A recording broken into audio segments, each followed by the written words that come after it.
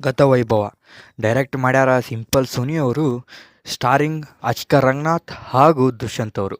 ನಿನ್ನೆ ಈ ಸಿನಿಮಾದ ಟ್ರೇಲರ್ ಬಿಡ್ತೀವಂತ 7 ಗಂಟೆಗೆ ಅನೌನ್ಸ್ ಮಾಡಿ 9:30 ಬಿಟ್ಟಾರೆ ಟ್ರೇಲರ್.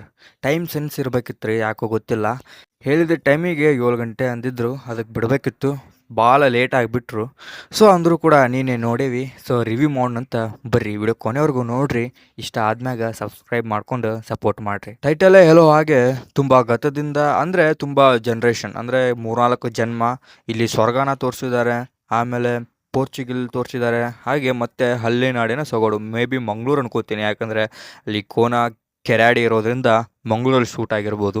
ಸೊ ಸ್ಟಾರ್ಟ್ ಆಗೋದು ಮೇ ಬಿ ಸ್ವರ್ಗದಿಂದ ಅನ್ಕೊಳ್ತೀನಿ.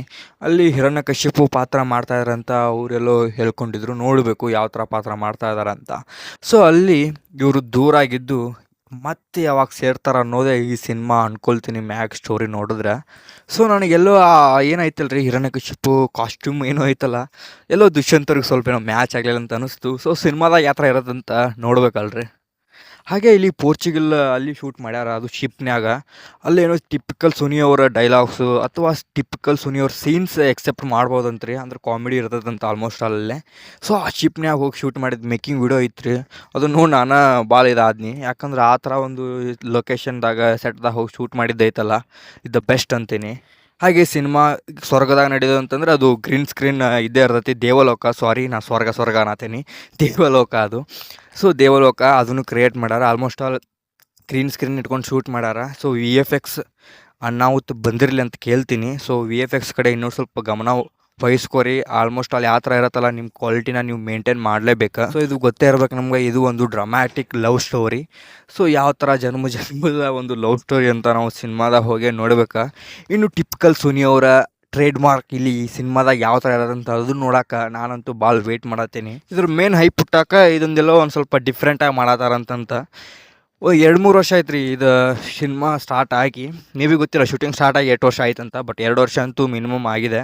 ಸೊ ಅವಾಗಿಂದ ಶೂಟಿಂಗ್ ಮಾಡ್ಕೊತಾ ಬರ್ತಾಯಿದ್ರು. ಸೊ ಇವಾಗ ರಿಲೀಸ್ ಡೇಟ್ ಅದು ನವಂಬರ್ 14. ಸೊ ಒಂದು ಟಿಪಿಕಲ್ ಲವ್ ಸ್ಟೋರಿನ ಡಿಫ್ರೆಂಟ್ ವೇದಾಗಿ ಹೇಳೋ ಥರ ಹೊರಟಿದ್ದಾರೆ. ಅದು 3 ಕಾನ್ಸೆಪ್ಟ್ ಇಟ್ಕೊಂಡು, ಒಂದು ದೇವಲೋಕ, ಒಂದು ಪೋರ್ಚುಗಲ್, ಹಾಗೆ ಒಂದು ಹಳ್ಳಿ ಸೊಗಡು. ಮೇ ಬಿ ಇನ್ನೊಂದೇನೋ ಇರುತ್ತೆ ಅಂದ್ಕೊಂಡಿದ್ದೀನಿ, ನೋಡೋಣ. 4 ಇರ್ಬೋದು, ಬಟ್ ಸಿನಿಮಾ ನೋಡಿದ್ಮೇಲೆ ಗೊತ್ತಾಗಲ್ಲ. ಲಾಸ್ಟಲ್ಲಿ ಏನೋ ತೋರಿಸಿದ್ರು. ಸೊ ನೋಡಬೇಕು ಯಾವ ಥರ ಒಂದು ಲವ್ ಸ್ಟೋರಿ ಇರುತ್ತೆ ಅಂತ.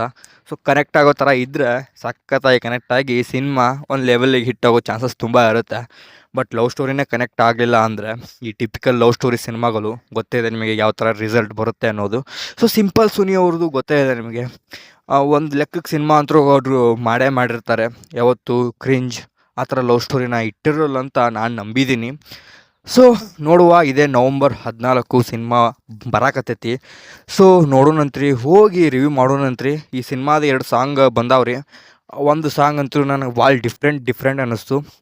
ಸೊ ಆ ಸಾಂಗು ಕೂಡ ಚೆನ್ನಾಗೈತ್ರಿ. ಇನ್ನು ಶಿಫ್ಟ್ ಸಾಂಗ್ ಏನೋ ಒಂದು ಸ್ವಲ್ಪ ಡಿಫ್ರೆಂಟ್ ಅನ್ನಿಸ್ತು. ಎಲ್ಲ ಡಿಫ್ರೆಂಟಾಗಿ ಮಾಡತ್ತಾರೆ ಇವರು ಸಾಂಗು ಕೂಡ. ಸೊ ನೋಡ್ಬೇಕ್ರಿ ಯಾವ ಥರ ಸಿನಿಮಾ ಇರೋದಂತ. ಸೊ ನವಂಬರ್ 14 ಹೋಗೋಣಂತ್ರಿ. ಸೊ ಇದಾಗಿತ್ತು ಗೈಸ್ ಇವತ್ತಿನ ವೀಡಿಯೋ. ಸೊ ಮತ್ತೆ ಸಿಗುವ. Signing off Karthik.